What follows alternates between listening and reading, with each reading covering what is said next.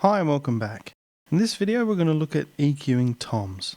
With toms it can sometimes be an idea to go through and EQ them each separately. Floor tom, low tom and mid tom or high tom.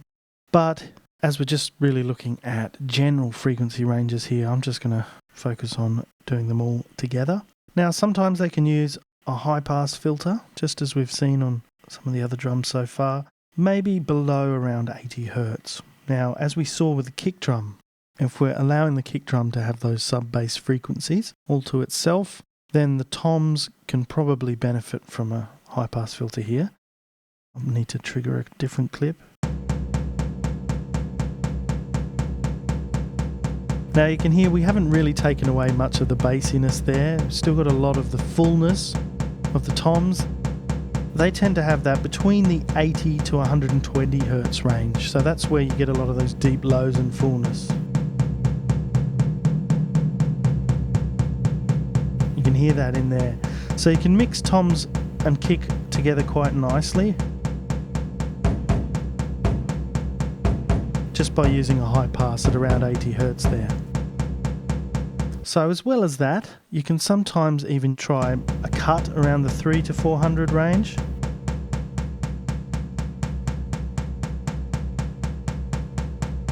That can take away some of the boominess or muddiness, maybe with a higher Q setting there, so it's a little bit more specific.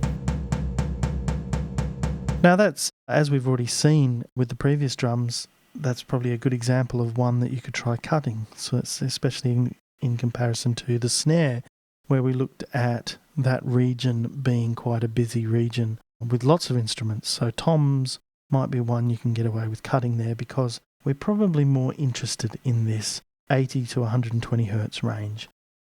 Having said that, if we move up around the 5K region, that can be where you get your attack, and bringing that forward can make them sound a bit more aggressive. So you could try a boost around here to bring them out a bit in the mix.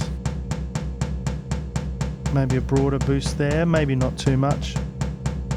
But as with everything, it's always like this yin-yang of EQ. You can cut something else in that region to make something else come forward. So you don't always need to boost. Okay, that's all we're going to look at for toms. Thanks for watching.